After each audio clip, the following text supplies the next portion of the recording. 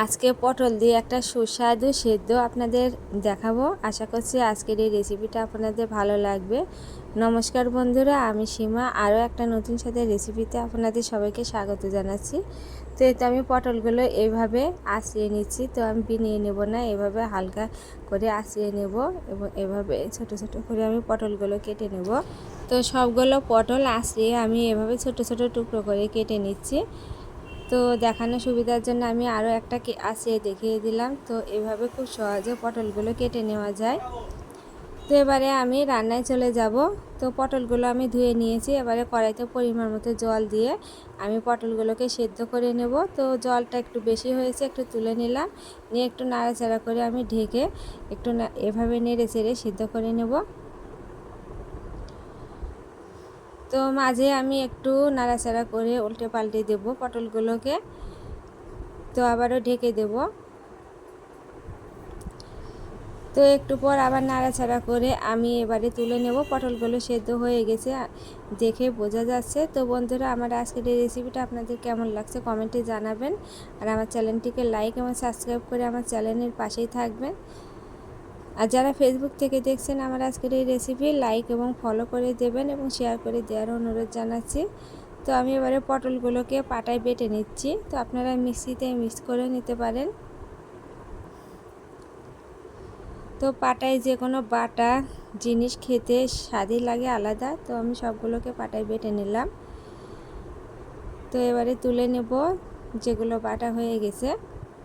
তো খুব সহজ একটা সুন্দর রেসিপি, খুব সহজে করে নিতে পারবেন। আর পটলের এরকম নিত্য নতুন রেসিপি পেতে অবশ্যই আমার চ্যানেলের সাথেই থাকবেন।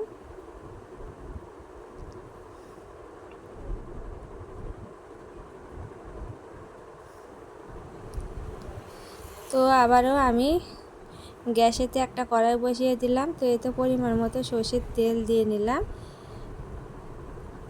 আর এবারে আমি কয়েকটা শুকনো মরিচ ভেজে নেব। তো এর মধ্যে থেকে আমি কয়েকটা শুকনো মরিচ ভেজে তুলে রাখবো। আর দুটা শুকনো মরিচ আমি এই তেলে একটু নেড়ে চেড়ে ভেজে নেব।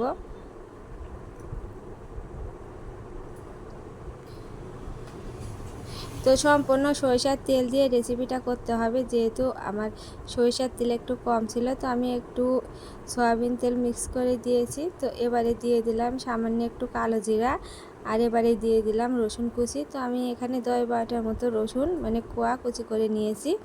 তো আমি দিয়ে একটু ভেজে নিলাম। এবারে দিয়ে দিলাম পেঁয়াজ, আর সাথে দিলাম দুটো কাঁচামরিচ। তো সবগুলো এবারে আমি ভালো করে ভেজে নেব। তো একবারে লাল করে ভাজবো না, একটু হালকা করে আমি ভেজে নেব, যেহেতু রসুনটা আমি আগে দিয়ে ভালো করে ভেজে নিয়েছি।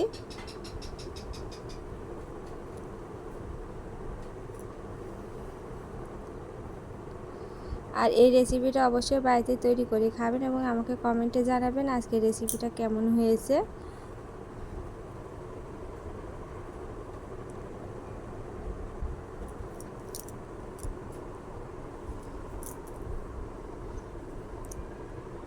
তো ভেজে নেওয়া হয়ে গেছে। এবারে আমি বাটা পটলটা দিয়ে দিলাম। তো পটলটা দিয়ে এবারে নেড়ে চেড়ে আমি একটু মিক্স করে রান্না করে নেব।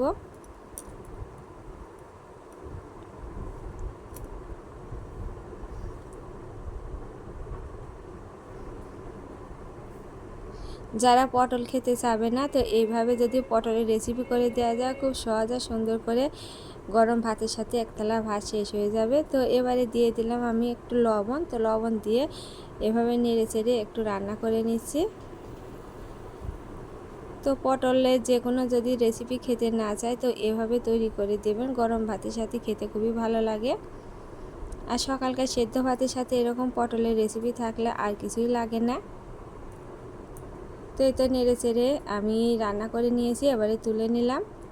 তো আমার রেডি হয়ে গেছে পটলের বাটা সেদ্ধ। তো খুব সহজে তৈরি করে নেওয়া যায় আর খুব সহজে তৈরি করে নিতে পারেন। তো কেমন লাগলো কমেন্টে জানাবেন। তো এই ছিল আজকের রেসিপি। সবাই ভালো থাকবেন, সুস্থ থাকবেন। নমস্কার।